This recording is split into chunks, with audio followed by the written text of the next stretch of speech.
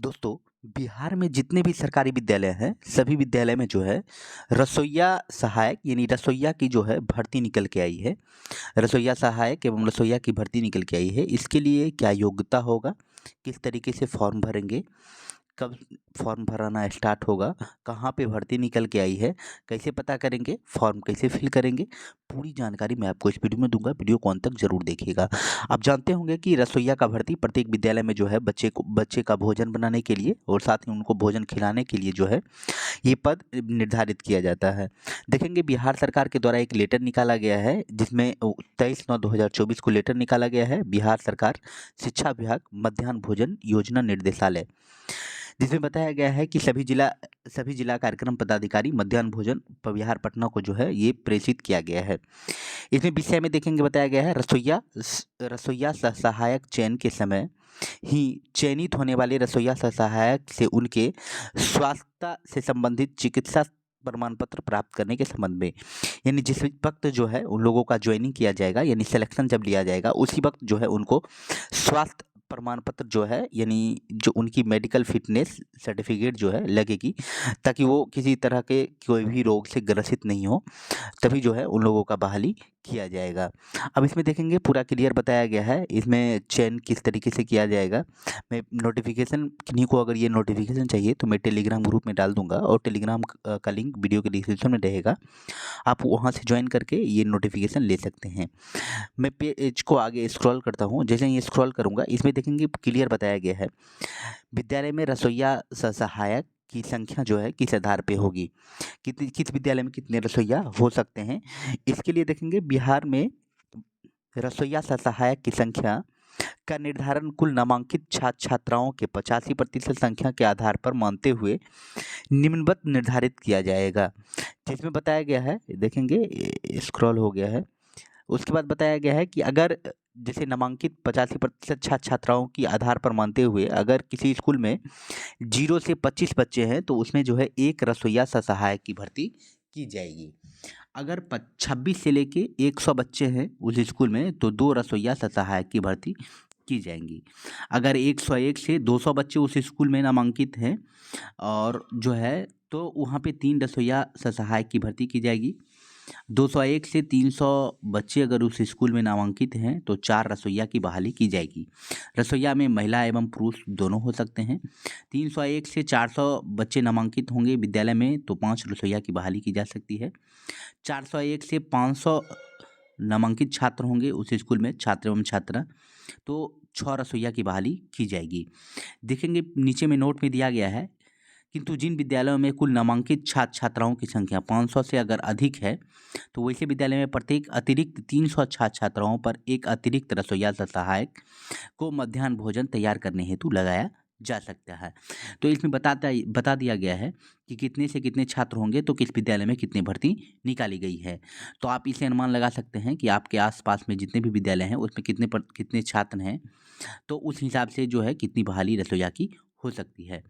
अब नीचे बताया गया है कि देखेंगे कंडिका 1 में अंकित मानदंड के अनुसार जिला मध्याह्न भोजन योजना प्रभारी पदाधिकारी द्वारा विद्यालय रसोइया सहायक की मान्य संख्या का निर्धारण करते हुए विद्यालय में कार्यरत रसोइया सहायक की संख्या से संबंधित आंकड़ों की प्रधानाध्यापक आधारित मासिक MIS में कराना सुनिश्चित करेंगे। ज्ञातव्य है कि इन अतिरिक्त संख्या में रसोइया सहायकों को हर हाल में दिनांक 20/8/2013 से 30/9/2013 के बीच विद्यालय में कार्य में लगाया जाना है। इसमें बताया गया है, देखेंगे रसोइया सहायक की योग्यता की बात करेंगे, क्या योग्यता होगी उसके लिए। कोई भी स्वस्थ स्त्री एवं पुरुष रसोइया सहायक के रूप में कार्य में लगाए जाने के लिए योग्य माना जाएगा जो निम्नलिखित शर्तों का पालन करते हैं। न्यूनतम जो है 18 वर्ष होना चाहिए और अधिकतम जो है 60 वर्ष होना चाहिए।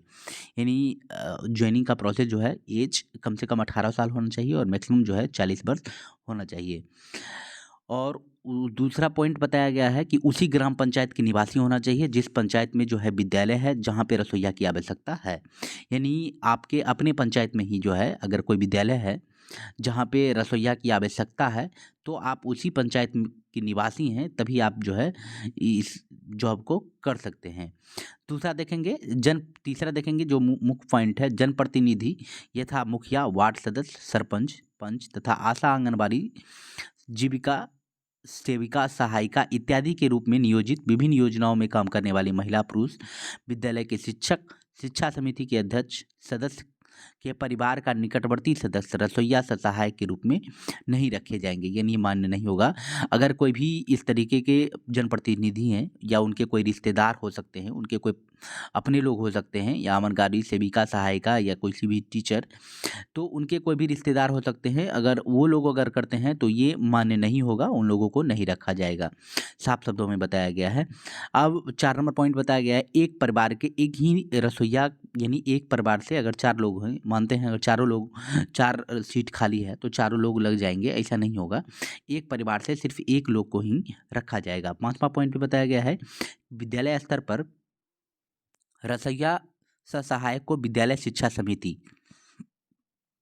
तदर्थ विद्यालय शिक्षा समिति द्वारा कार्य कार्य पर रखा जाना है तथा इसकी सूचना संबंधित प्रखंड साधना देवी के माध्यम से जिला मध्याह्न भोजन योजना प्रभारी पदाधिकारी को 1 सप्ताह के अंदर दिया जाना अनिवार्य है।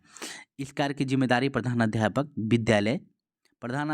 विद्यालय शिक्षा समिति के अध्यक्ष व सचिव की होगी। मध्याह्न भोजन योजना अंतर्गत 2010-11 के निर्देशानुसार समाज के कमजोर तबके तथा महिला, विशेषकर अनुसूचित जाति, अनुसूचित जनजाति, अति पिछड़ा तथा पिछड़ा एवं अल्पसंख्यकों को प्राथमिकता दिया जाना है।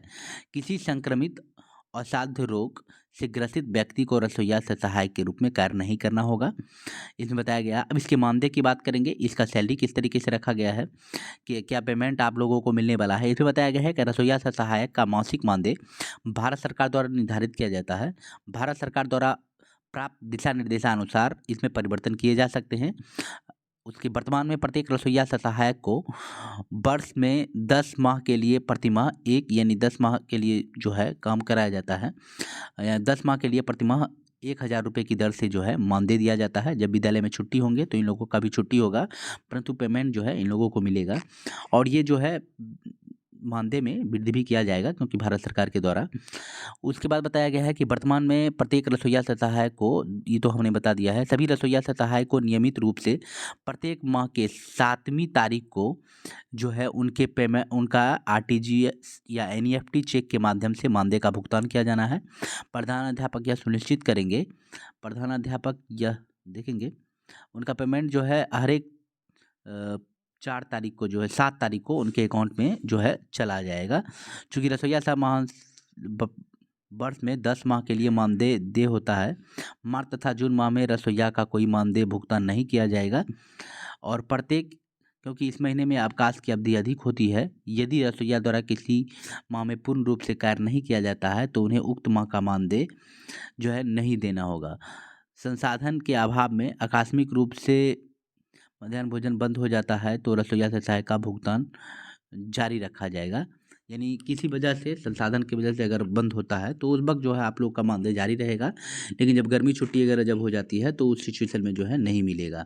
बाकी आप लोगों का खाना वगैरह जो वहाँ बचता है वो भी आप लोगों को मिलता रहेगा। इसमें पूरी जानकारी देखेंगे, बताया गया है किस तरीके से बहाली किया जाएगा वो भी बताया गया है। रसोइया सहायक का क्या आपका कर्तव्य होगा, वहाँ पे ये भी जो है बताया गया है।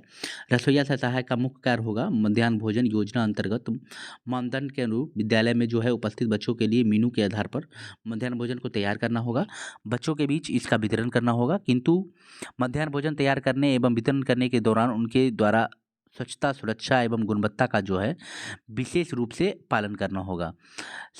इसके बाद देखेंगे 1% रसोइया सहायक के द्वारा मध्याह्न भोजन तैयार करने के दौरान स्वच्छता, सुरक्षितता की गुणवत्ता, यानी साफ सफाई जो है पूर्ण तरीके से आप लोगों को देखना होगा। खाना बनाते वक्त किसी प्रकार का कंप्लेंट पाया जाता है तो आपके ऊपर जो है कार्रवाई की जा सकती है।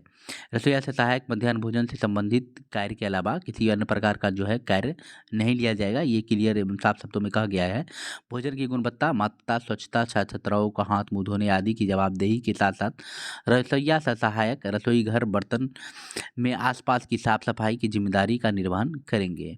यानी उनकी जो है पूरे बताया गया है, साफ सफाई का संपूर्ण ध्यान रखा जाएगा, बर्तन से लेके खाना तक, परोसने तक, खाना खिलाने तक। 7 नंबर पॉइंट बताया गया है, रसोईया से सहायक का कार्य मुक्त करना। अगर जो है किस तरीके से करते हैं तो आपका कार्य मुक्त भी किया जा सकता है। किसी भी रसोईया से सहायक को उनकी कार्य क्षमता, दक्षता, आयु अथवा गंभीर आरोप कि यानी लापरवाही अगर करते हैं के आधार पर कार्य मुक्त किया जा सकता है। जिला मध्याह्न भोजन योजना पदाधिकारी प्रभारी पदाधिकारी से कार्य मुक्त का अनुमोदन प्राप्त करने के उपरांत ही संबंधित रसोईया से सहायक को कार्य मुक्त माना जाएगा।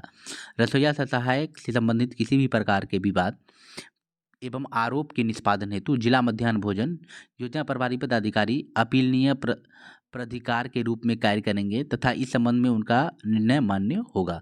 रसोईया से सहायक 60 वर्ष की आयु प्राप्त कर लेने के पश्चात स्वतः कार्य मुक्त माने जाएंगे एवं उनके स्थान पर दूसरे रसोईया से सहायक को रखा जाएगा। यानी जिनकी आयु 60 वर्ष हो जाएगी तो वो स्वतः ही कार्य मुक्त माने जाएंगे, उनको रिटायरमेंट हो जाएगा। तो यही पूरा प्रोसेस है। आप देखेंगे क्या क्वालिफिकेशन लगेगा, क्वालिफिकेशन कुछ भी नहीं है। आप सिर्फ अगर स्वस्थ हैं, इसका सर्टिफिकेट एक होना चाहिए, तो जो है आप बहाली ले सकते हैं। बाकी कब बहाली हो रही है, बहाली प्रारंभ हो चुकी है। बहुत जल्दी 1 हफ्ते में प्रधानाध्यापक को रिपोर्ट देना है कि किस स्कूल में कितनी कम थी और कितने लोगों को जो है रखा गया है, किन किन को रखा गया है, उनका डिटेल्स बना के सबमिट करना होगा। इसके लिए आपको क्या करना होगा, सबसे पहले आप अपने नज़दीकी विद्यालय, अपने आसपास, अपने पंचायत के ही विद्यालय में जाएंगे। वहाँ पता करेंगे कि यहाँ पे जो है कितनी रसोइया की संख्या है, कितने बच्चे हैं। उस आधार पे आप काउंट कर लेंगे कि कितने रसोइया की आवश्यकता है। आप उस विद्यालय के प्रधानाध्यापक से बात करेंगे और बताएंगे कि ऐसे-ऐसे है, तो वो आप को रखना चाहते हैं या आप रहना चाहते हैं, तो उनसे बात करके जो है आप इस फॉर्म में जो है लग सकते हैं। इसके लिए बाकी और भी कोई जानकारी, कोई क्वालिफ़िकेशंस विशेष नहीं चाहिए। आवेदन हो रहा है, प्रोसेस किसी प्रकार का कोई फॉर्म वगैरह भरने की, कहीं जाने की ज़रूरत नहीं है। डायरेक्ट आप जो है इस तरीके से ले सकते हैं। इसी तरीके के तमाम छोटे-मोटे जॉब्स, यानी इस तरीके के जॉब पंचायत लेवल, ग्राम पंचायत लेवल, जिला लेवल की अगर आप नौकरी चेक करना चाहते हैं, तो आप इसके लिए इस चैनल को सब्सक्राइब कर नोटिफ़िकेशन आइकन को ऑन कर लें, ताकि समय-समय पर आपको अपडेट मिलता रहे। तो किन्हीं को ये नोटिफ़िकेशन चाहिए तो टेलीग्राम ग्रुप में मिल जाएगा। So thank you the best, मिलते हैं अगली वीडियो में, तब तक के लिए बहुत-बहुत धन्यवाद आपका।